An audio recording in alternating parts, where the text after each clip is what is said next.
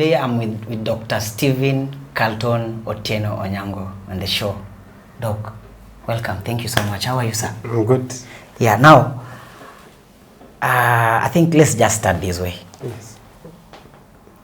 We've been knowing you as one of our doctors in the hospital. Yes. But our viewers would Yes. want to know more about who is actually Steve. Yes. Who is Steve just behind the hospital gowns? Yes. Yeah, they want to know more about what actually motivates you to work in the hospital, Yes. or maybe in general healthcare industry. Okay. But now, Yes. I think, tell us a little bit about yourself. My name is Stephen Carlton Otieno Onyango. Yes. My friends like calling me Prof, although I've not yet attained to be called a professor. Okay.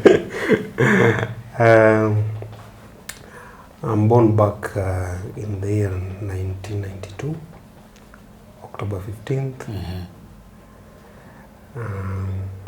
I'm a clinician by profession, and currently we are advancing Okay. our medical knowledge. We usually say that doctors and learning takes place on day-to-day basis. You Okay. can't say that you stop learning. True, which is very true. Yeah. Yeah. Good. So maybe if I may start, what inspired you to be a healthcare professional? That's a good question. Yeah. There are various motivations behind this phase Mm-hmm. to become a healthcare provider. So the major reason why I ventured into this field Mm-hmm. is serving humanity, giving back to humanity, then be empathetic to patients, Mm-hmm.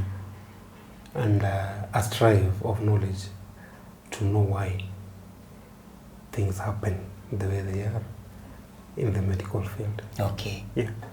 So basically you mean you just chose a healthcare profession because you wanted to give back to the community. Yes. And to save humanity. I Yes. think it's a good catch. Yeah. It's a very, very good. And now, you see, I don't know how long have you been in the healthcare industry, but maybe I should ask, Yes. what do you enjoy most about working in the healthcare industry?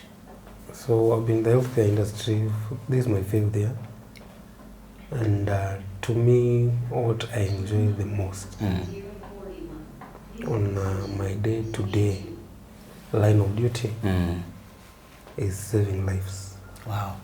That's number one. Mm-hmm. Number two, cracking the right diagnosis. You, Solving puzzles. pardon, you call it cracking? The right diagnosis. The right diagnosis. Yes. Wow. Yes. Cracking the right diagnosis. Uh-huh. If a patient comes to me, they might have more than 5 symptoms. Mm-hmm. For example, a patient might come to me and tells me they have a chest pain. Mm-hmm.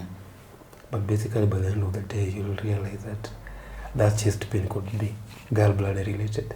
Oh. It has nothing to do with the chest pain. Wow. Okay. That chest pain could be chest rib related. It has nothing to do with the lungs. Uh-huh. So to me, listen to the patient history, Mm-hmm. let them tell their story, and then encode, decode the information I obtained from them, examine them, physical, systemic ways, cracking the right diagnosis. Okay. So you mean I can present with a chest pain, but now the problem is not actually the chest. The problem is coming from somewhere else. Very possible. Okay. Wow. Wow. Very possible. See, everybody out there, they'll always come and tell you they have pneumonia because of the chest pain. Yeah.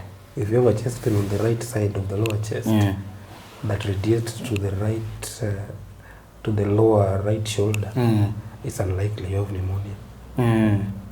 Just have an inflammation of the gallbladder. Wow. Nothing else. How long have you been working in Alice Family Hospital? I've been in Alice since 2020 November. 2020 November. Yeah, first. What's the most rewarding experience in working in the Alice Family Hospital? To me, the most rewarding working experience I've gained at Alice is exposure. Medical field requires a lot of exposure. And that exposure helps with 3 things if you're a good doctor. You will do your work with 3 principles that I usually believe in. You'll be precise, accurate, and perfect. Okay. Yeah. Thank you so much. Now I think as we end, we also want to know Dr. Steve. Yes. Yeah, we want to know something a little bit about you now. Yes. Tell us about, you have a favorite meal, food that you can't even miss a day without. Do you have? Why? Huh? Yes, I do. Which is this? There are several. Just give us one. Give us one. There's one that stands out. Yeah, that you can't go a day without. Yes. Which one is this? Chapo na liver. Chapo. Chapo na liver mzee. So you can prepare chapo vizuri kabisa. Na hizo chapo lazima mimi ndio nizipike. Oh my. Yes. So you can't just go kwa kibanda ski upate. Wow. I'm very precise. I think that's amazing to know. I didn't know. Yes. I thought maybe fish, something like this.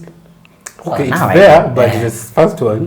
Chapo. Chapo. Thank you so much, Doc. Yes. Now, last one. You love traveling? I don't know if you... Yes, I do.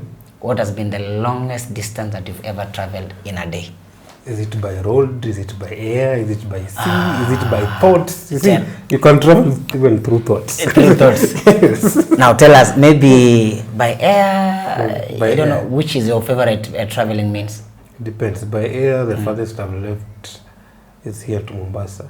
Then by road. By road, the longest? The longest. That was back in 2014. How many kilometers? I don't know the estimate, but I would tell you, then we can estimate. By then, the North Rift corridor was not tarmacked. So I traveled from Nairobi, KNH, to a place called Dakabaricha. Dakabaricha is in Kenya? Yes. It is in Marsabit. Marsabit, that's northeastern. Yes. Wow. By then, lami ilikuwa inaishia Isiolo town. Actually, Merile. So the entire part ilikuwa rough road. Ilikuwa rough road. Wow, thank you so much, and pleasure to meet you today, and I wish all the best. Please continue saving lives. Yes. And of course, as Alisi, I think we will always do the best to make sure the professionals like you are supported, and even getting the enough exposure to make you crack the right diagnosis. That's the one. Yes, thank you so much, sir. Pleasure.